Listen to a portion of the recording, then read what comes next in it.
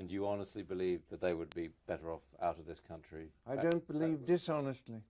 Does this mean that in pure terms you are content to be described as a racist, a racialist? Well, it's a term of abuse, and the politician gets used to terms of abuse being flung at him. One looks back at a lot of the press comment, they say that all Enoch Powell's rallies, there were thugs there, that there were racist thugs, members of the National Front. Is that your recollection of what I can't control who will come to a public meeting. But didn't it concern you to see those sort of people giving you support? I could show you lots of documentation of the National Front and all the others saying that Enoch Powell's the only person who's got it right. I can't help people agreeing with me, nor do I pick those who will agree with me. But don't you think... I'm not responsible for a person who goes around saying, I agree with Enoch Powell.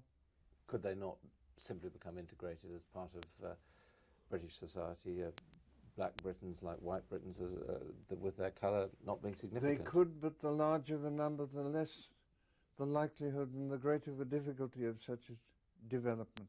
So it wouldn't be a question of them being like Scots or Welsh or any other group? The Scots and the Welsh and whatever other groups you have in mind came into existence in a very different way.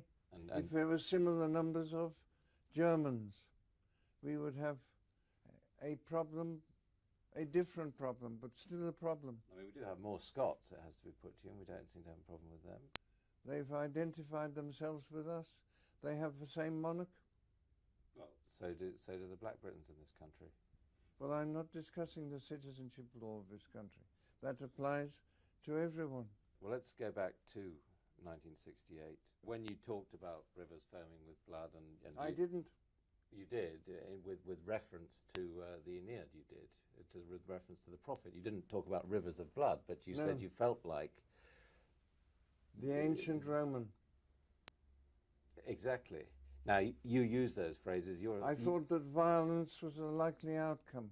The outcome of your speech? No, not the outcome of my speech, but the outcome of a situation which was building up in this country and has continued to build up since then. Do you regret having made it? It's one of the ups and downs of political life, and in fact it was a bonus to me as it turned out, because it freed me of the incubus of considering the effect upon one's future career of espousing or not espousing a line in politics.